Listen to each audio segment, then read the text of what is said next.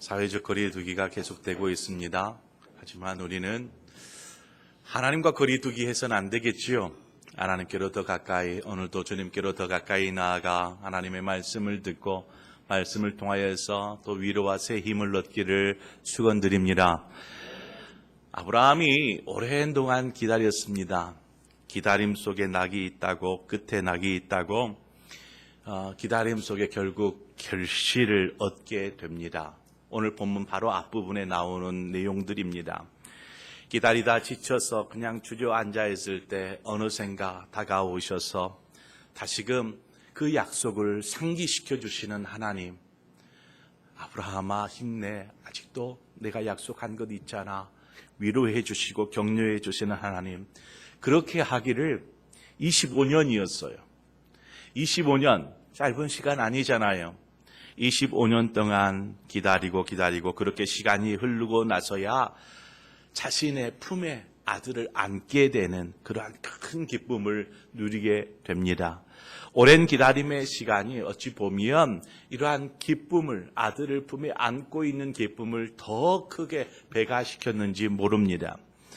우리가 믿는 하나님은 약속하신 것을 이루시는 그러한 신실하신 하나님이신 줄 믿습니다. 하나님은 우리에게 헛된 것, 허망한 것, 그러한 것을 약속하시지 않으셨습니다. 그래서 하나님의 약속은 반드시 이루어진 줄 믿습니다. 여러분의 삶을 통해서 하나님의 약속이 이루어지실 것입니다. 6절 말씀에 보면은요, 오늘 본문은 아니지만 사라가 이르되 하나님이 나를 웃게 하시니 듣는 자가 다 나와 함께 웃으리로다 고백합니다. 차마 말이 나오지 않습니다. 90세가 된 할머니가 아이를 품에 안고 있는 모습을 누가 상상이나 했을 수 있겠습니까? 또 그렇게 될 것을 누가 믿었겠습니까? 하나님께서 아브라함에게 약속하신 것을 이루어 주셨습니다. 우리가 파송의 찬양으로 하는 찬양의 가사가 있죠. 전능하신 나의 주 하나님은 능치 못하실 일이 전혀 없네. 불가능한 일을 행하시는 하나님. 우리가 그 하나님을 매 주마다 찬양하지 않습니까? 하나님은 그러하신 분이십니다. 그런 의미에서 우리가 한 번쯤 늦둥이도 한번 생각해 볼까요? 아브라함처럼 이러한 행복, 기쁨, 그러한 시간이 막 흘러가요. 그런데 그러한 행복도 잠시 아브라함의 삶에 위기가 찾아옵니다. 어떠한 위기가 찾아왔는지 한번 살펴보죠. 이때 당시에 아이가 젖을 때쯤에는 이 젖된 아이를 인하여서 감사하고 기쁜 마음으로 큰 잔치를 이렇게 배설하는 그러한 관습이 있었습니다.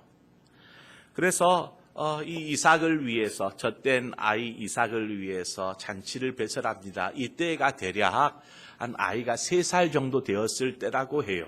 3살쯤 되었을 때. 그러니까 아들 이삭이 3살쯤 되었을 때에 지금 잔치를 베푸는 것이죠. 이때에 이스마엘의 나이가 17살입니다. 17살. 이렇게 잔치를 이렇게 진행하는 가운데 이 하갈의 아들 이스마엘이 이삭을 괴롭히는 거예요.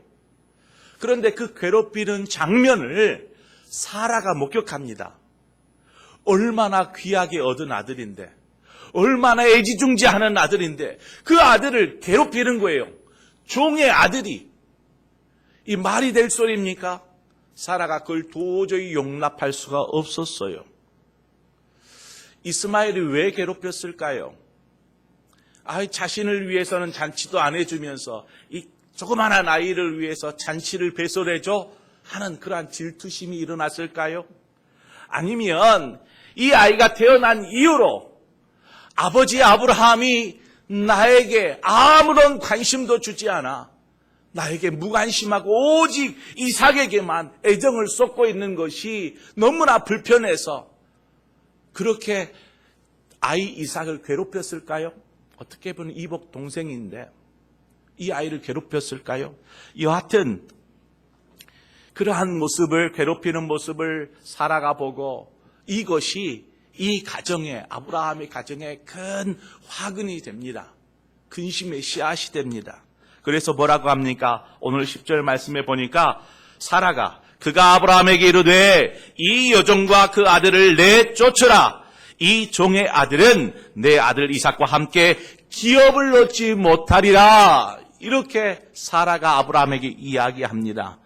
사라가 한마디로 아브라함에게 이 하갈과 이스마엘을 집에서 빨리 내쫓으라. 이렇게 강력하게 요구하고 있는 것입니다. 아브라함이 애처가인지 공처가인지 이렇게 사라의 말에 꼼짝을 못합니다. 쩔쩔매는 것을 보게 됩니다. 그래서 이 일로 인하여서 아브라함에게 큰 근심이 시작됩니다. 아브라함에게는 이스마엘도 자식이잖아요. 이스마엘도 자식이고 이삭도 자식인데, 그런데 어떻게 이스마엘을 내쫓을 수가 있을까? 근심하는 것입니다. 자, 우리는 이 부분에서 우리의 영적 의미를 좀 발견해야 합니다. 어떠한 의미를 발견할 수 있을까요? 이 상황과 또 이삭과 이스마엘의 관계에 대하여서 사도 바울은 이렇게 이야기하고 있습니다. 사도 바울이 이야기하는 것입니다. 갈라디아서 4장 28절과 29절에 가보면 이렇게 얘기를 해요. 형제들아, 너희는 이삭과 같이 약속의 자녀라. 그러나 그때에 육체를 따라 난 자가 성령을 따라 난 자를 박해한 것 같이 이제도 그러하도다. 이삭을 어떠한 자녀라고 얘기하고 있어요? 약속의 자녀, 성령을 따라 난 자, 이렇게 이야기합니다.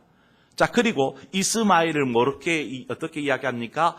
육체를 따라 난 자라, 이렇게 소개하고 있습니다. 이스마엘은 아브라함이 어떻게 낳았어요? 사라가 그냥 상속자 없으니까 이 종을 그냥 첩으로 들여서 아이를 낳으면 좋겠다, 이렇게 육신적인 생각을 가지고 낳은 육신의 자식인 것이죠. 반면에 이삭은 어떻습니까? 이삭은 낳을 수 없는 중에 낳은 하나님의 은혜의 자식이고 약속의 자식인 것입니다. 지금 아브라함의 가정 안에 이삭과 이스마엘, 이 둘이 함께 거하고 있는 것이죠. 한마디로 육신적인 자식과 영적인 자식, 은혜의 자식, 약속의 자식이 함께 가정 안에 살고 있는 것입니다. 자, 이것을 우리가 좀 생각을 우리의 내면, 우리 자신에게로 좀 바꾸어 보죠. 여러분 자신을 한번 들여다보시기 바랍니다. 우리의 마음에는 우리가 예수 그리스도를 주로 고백하는 그 믿음이 있어요. 그래서 하나님의 뜻을 따라서 그렇게 살고자 하는 그러한 마음이 있잖아요. 그렇죠? 하나님의 뜻을 따라 순종하며 살고자 하는 마음이 있어요. 그런데 그 마음과 함께 육신이 원하는 대로 살고자 하는 그러한 육신적인 마음이 함께 있더라는 것이죠. 우리의 마음 안에. 그렇게 되면 당연히 우리의 마음 안에서 어떠한 일이 벌어질까요? 하나님을 따르려는 마음, 육신의 생각을 쫓아서 육신대로, 육신이 편할 대로 살고자 하는 마음, 이 두 마음이 우리의 마음 안에서 충돌하고 갈등을 일으키는 것입니다. 로마서 7장 21절에 이렇게 얘기를 해요. 바울이 한 법을 깨달았대요. 뭔가 하나 이치를 깨달은 거예요. 그 이치가 무엇이냐? 내가 한 법을 깨달았노니 곧 선을 행하기 원하는 나에게 악이 함께 있는 것이로다. 선을 쫓아서 행하려고 하는 그 마음 안에 또 악을 행하려는 마음이 함께 담겨 있다라는 것을 사도 바울이 알았다라는 것입니다. 우리 안에서 성령을 따르려는 새 사람의 모습, 그 모습과 육신을 따르려는 옛 사람의 모습이 함께 공존해 있는 것이죠. 우리 안에 예수 그리스도를 믿고 새로운 피조물이 된 우리이지 않습니까? 이전 것은 지나갔으니 보라 새 것이 되었도다. 그런데요, 삶을 바라다 보면 이전의 모습이 고스란히 또 드러나잖아요. 죄된 모습이 또다시 반복되고 옛사람이 여전히 우리 안에 살아서 꿈틀대고 있더라는 것입니다. 그러한 의미에서 우리 안에는 새 사람의 모습과 옛사람의 모습이 함께 거하고 있는 것입니다. 그래서 그냥 가만히만 있는 것이 아니에요.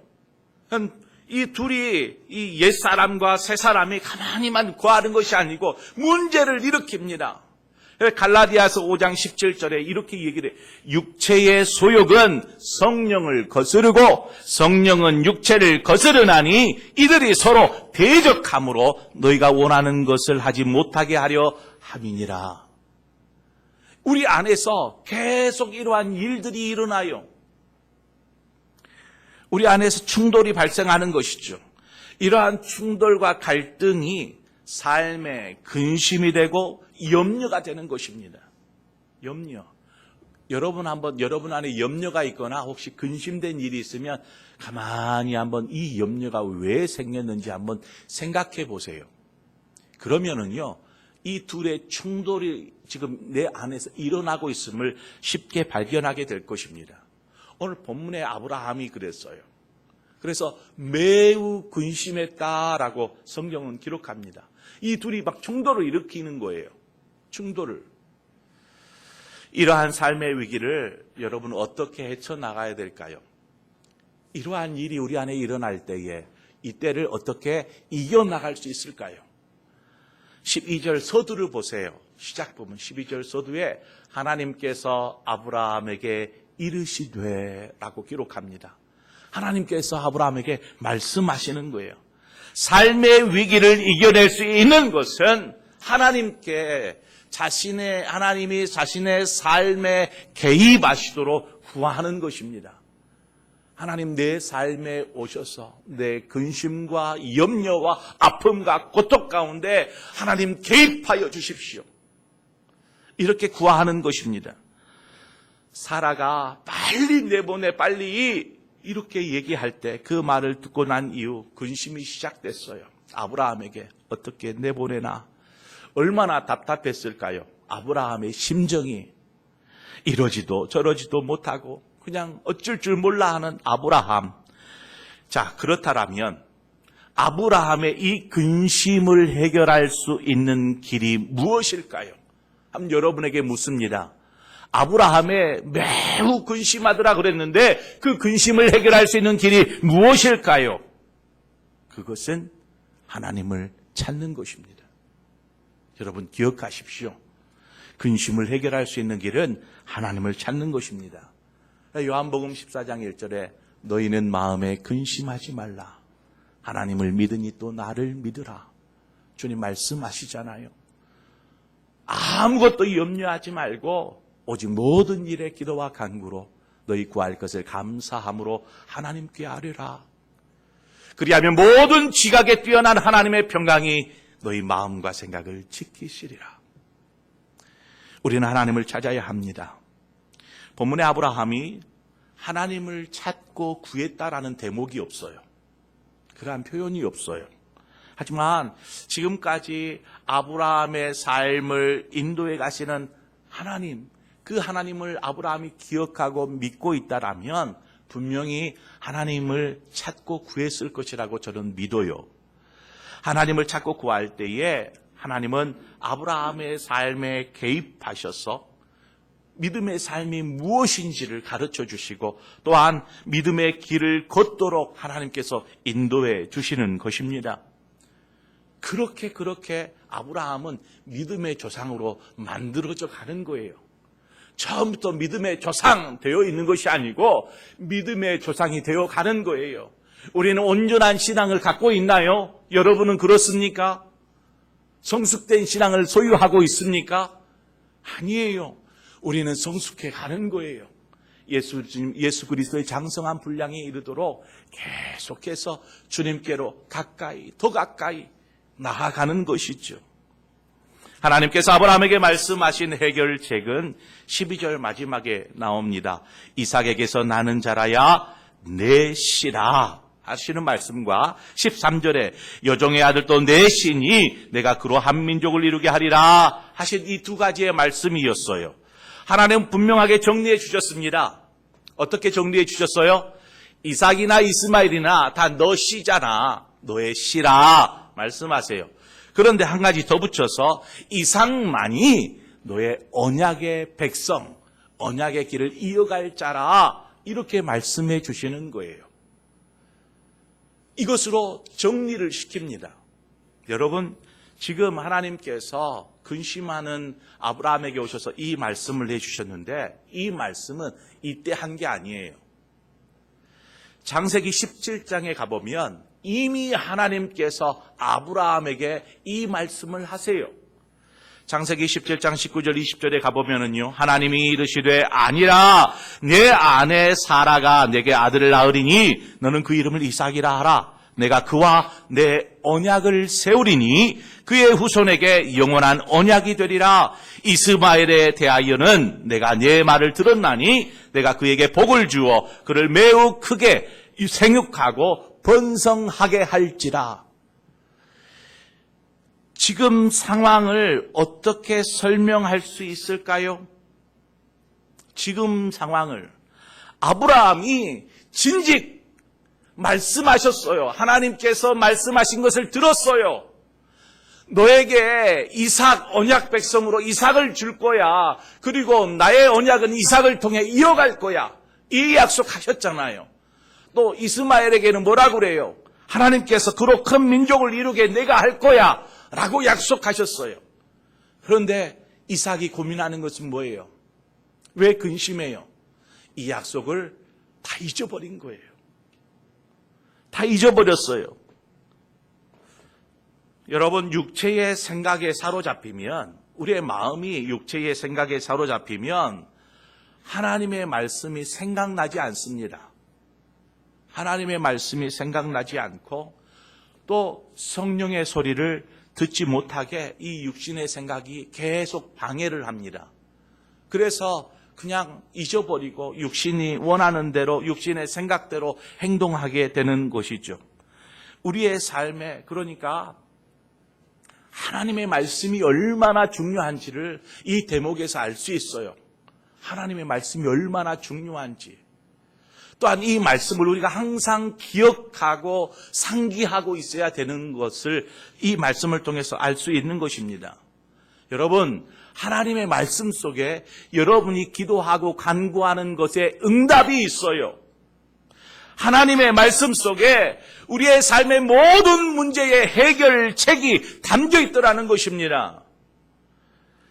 그래서 우리는 기도하고 말씀하기를 게을리해서는 안 돼요. 기도와 말씀을 항상 병행시켜 나아가는 거예요.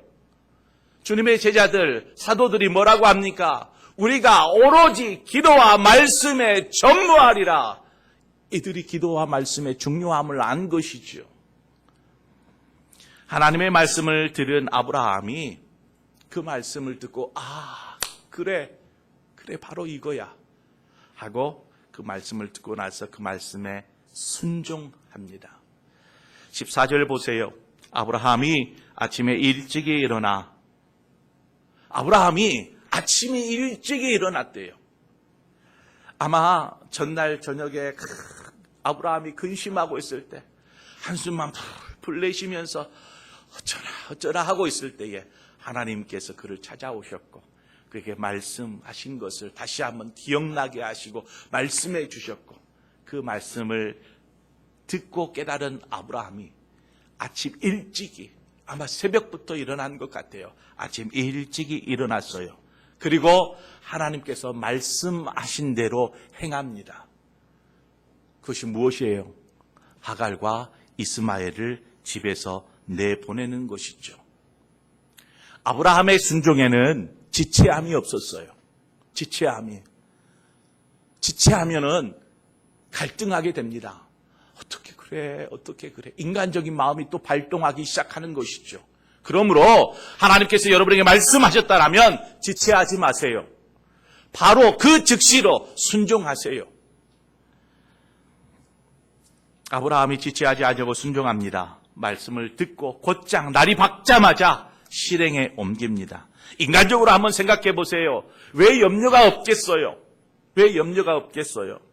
자기 핏줄인데, 그리고 17년 동안 함께 동고동락하면서 그렇게 키웠던 아들인데 내보내는 것 쉬운 일이겠어요? 결코 쉽지 않습니다. 하지만 여러분 기억하십시오. 우리가 육체의 소욕을 버리는 것은 이처럼 힘겹고 어려운 일입니다. 육체의 생각을 배제하고 하나님의 뜻을 따른다는 것은 이만큼 괴로운 일일 수 있어요. 하지만 힘들고 어려워도 우리는 결단해야 합니다. 하나님의 말씀에 순종해야 합니다. 왜요? 하나님께서 말씀하시는 것이니까, 하나님의 명령이니까 우리는 순종해야 합니다. 그 길이 살 길입니다. 그 길이 해결할 길입니다. 아브라함이 말씀을 의지하여서 떠나보냅니다. 하나님께서 이스마엘로 하여금 한 민족을 이루겠다 말씀하셨으니까 하나님께서 하실 거야. 나는 그 믿음으로 내보내는 것이죠. 반면 하갈은 어때요? 하갈은 아무런 준비도 대책도 없이 그냥 이른 아침 이스마엘과 함께 집에서 쫓겨났어요. 주어진 것이라고는요, 떡과 그 물 한 가죽 부대, 그게 전부였어요. 하갈이 아들과 함께 집을 나왔습니다. 브엘세바 광야에서 어디로 가야 할까요? 갈 곳도 없어요. 어떻게 살아야 될지도 모르겠어요. 그러다 보니까 방황하는 거예요. 방황. 그 공허한 사막 가운데에서 방황하기 시작합니다. 인간적으로 이 두 모자에게 주어진 환경, 상황이 너무나 혹독하고 비참한 것을, 너무나 이 시련이 힘들다라는 것을 알 수 있습니다. 자, 그러면 다시 한번 질문해 드릴게요. 아브라함에게 있었던 질문이에요. 하갈과 이스마엘의 살 길이 무엇일까요? 하갈과 이스마엘이 살 길이 무엇일까요? 하나님을 찾는 것입니다. 아브라함의 근심의 끝은 하나님을 만나서 하나님의 말씀을 듣고 그 말씀을 붙잡을 때 아브라함에게 근심이 끝이 나요. 자, 그러면 이 하갈과 이스마엘의 방황, 그 메마른 광야에서의 그 방황의 끝은 어디에 있어요? 그 끝, 방황의 끝은 하나님의 말씀을 듣고 하나님을 붙잡을 때, 그 말씀을 붙잡을 때 있는 거예요. 여러분이 잊지 마세요. 하나님의 말씀을 듣지 못하거나 들어도 잊어버리면 그때 우리는 방황하게 돼요. 그때 우리는 근심하게 돼요. 우리의 근심과 방황은 하나님을 잊어버렸을 때예요. 말씀을 잃어버렸을 때. 아브라함이 약속의 말씀을 잊고 있었듯이 하갈 역시도 여러분 하나님께서 하신 말씀을 잊어버렸어요. 창세기 16장에 가보면은요, 이러한 내용이 나와요. 하갈이 그 사라의 권면에 의해서 아브라함의 이제 첩이 되었네요. 그리고 아브라함의 씨를 배에 품었어요. 임신이 된 거예요. 자, 임신이 되고 나니까 조금 우쭐한 마음이 있었는지 주인인 사라를 조금 막 멸시하기 시작했어요. 멸시했다 그래도 얼마나 했겠어요, 종이었던 사람이. 그런데 그렇게 하니까 사라가 너무나 괘씸한 거예요. 아니, 저가 임신했다고 나를 이렇게 할 수 있어? 하는 마음으로 막 괴롭히기 시작해요. 하갈을 괴롭힙니다. 그러니까 그 괴롭힘에 못 이겨서 참다 못 이겨서 집을 뛰쳐나가요. 임신한 몸으로. 또한 광야에서 또 방황합니다.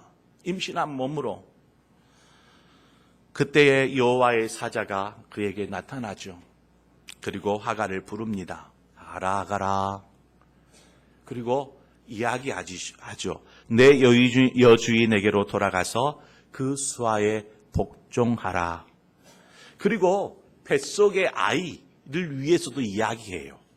창세기 16장 10절에 가보면은요, 여호와의 사자가 또 그에게 이르되 내가 내 씨를 크게 번성하여 그 수가 많아 셀 수 없게 하리라. 말씀으로 약속하신 거예요. 하갈에게 이스마엘을 내가 책임질 거야. 걱정하지 마. 약속하셨어요. 그런데 그때의 그 약속을 17년 전에 그 약속을 다 잊어버렸어요. 다 잊어버렸어요. 그리고 막 지금도 방황하는 거예요. 아들 데리고. 여러분 17년 전에 그가 그 하나님 광야 가운데서 나타나셔서 자신에게 말씀하시고 약속하신 그 말씀을 인하여서 하갈이 뭐라고 고백하냐면 하나님은 나를 언제나 살피시는 하나님이시라. 이렇게 고백을 하면서요. 그 옆에 있는 셈의 이름을 지어줘요. 부엘라 헤로이. 나를 살피시는 하나님이라는 뜻의 부엘라 헤로이라는 셈의 이름을 지어줍니다. 그처럼 하갈의 마음을 하나님께서 살피시고 보호하셨어요. 이러한 경험과 약속의 말씀을 지금 새까맣게 잊어버리고 그저 두려움 가운데 육신의 생각, 어떻게 살지, 살 길이 없어, 먹을 것도 다 떨어졌는데 이제 죽는구나. 이러한 육신의 생각에 사로잡혀서 광야에서 방황하고 있는 하갈과 이스마엘이지 않습니까? 여러분 삶에 아브라함과 같은 그러한 큰 염려나 근심이 없습니까? 그러한 근심이 있지는 않습니까? 아니면 하갈처럼 광야 같은 세상에서 그냥 방황하고 있지는 않습니까? 아무런 희망도 없이 그냥 그 자리에 푹 주저앉아서 대성통곡하며 그냥 눈물만 흘리고 있지는 않습니까? 우리는 이 모든 것들에 종지부를 찍어야 합니다. 이 모든 염려와 근심의 종지부를 찍고 방황의 끝을 내야 합니다. 어떻게 해야 할까요? 하나님을 찾는 것이죠. 하나님을 찾고 약속의 말씀을 붙잡고 말씀으로 일어서는 것입니다. 유대인들이 자식을 교육합니다. 맨 먼저 자식이 눈을 뜨기 시작할 때에, 귀로 말을 듣기 시작할 때에, 글을 읽기 시작할 때에 맨 먼저 가르치는 게 있어요. 그것이 무엇이냐면 쉐마입니다. 쉐마. 들으라. 쉐마. 이스라엘아 들으라. 이스라엘아 들으라. 말씀을 듣게 하는 것이죠. 하나님의 말씀을 듣는 것. 그래서요, 그때부터 죽을 때까지 아침 저녁으로 주야로 주의 말씀을 묵상하게 합니다. 다윗이 고백한 것처럼 주야로 주의 말씀을 읽게 하고 묵상하게 하고, 그게 자식을 교육하는 방법이었어요. 하나님의 말씀을 읽고 듣지 않으면 우리는 쉽게 하나님의 말씀을 잊어버립니다. 그 말은 육신의 생각대로, 육신의 판단대로 그렇게 생각하고 결정하기를 쉽게 합니다. 여러분, 믿음은 어디에서 납니까? 들음에서 나요. 들음은 무슨 들음이죠? 그리스도의 말씀인 거예요. 하나님의 말씀을 통해서 믿음이 생겨나요. 들어야 하나님의 뜻을 알 수 있고, 그 뜻을 알 때에 그 뜻대로 행할 수 있는 것입니다. 하나님께서 알아서 그냥 내 삶을 축복해 주시겠지. 그러한 막연한 믿음, 막연한 소망, 막연한 기대에 그냥 머물러 있지 마시고요. 확실한 하나님의 약속의 말씀을 붙잡으시기를 바랍니다. 그래서 우리 찬양하잖아요.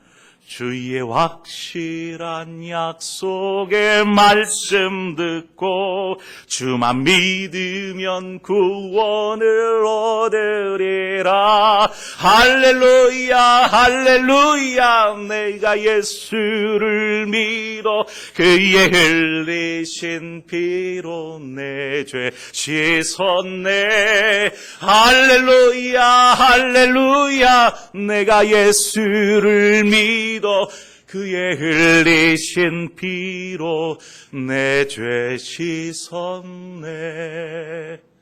우리는 그 말씀을 붙잡는 거예요. 허황된 끈을 붙잡는 거 아니고, 신기로 붙잡고 나아가는 것 아니고, 하나님의 약속을 붙잡고 나아가는 것입니다. 하나님께서 이스마엘의 소리를 들으셨어요. 어머니가 자식이 죽어가는 그 모습을 못 봐 저만치 떨어져서 혼자 대성통곡을 하며 웁니다. 그것을 모를까요? 17살 된 아들이 어머니의 눈물, 어미의 눈물을 보는 거예요. 같이 우는 거죠. 하나님께서 이스마엘의 소리를 들으셨어요. 이스마엘의 고통을 아시는 것이죠. 여러분, 이스마엘이 어떤 사람입니까? 언약 백성이 아니잖아요. 그죠?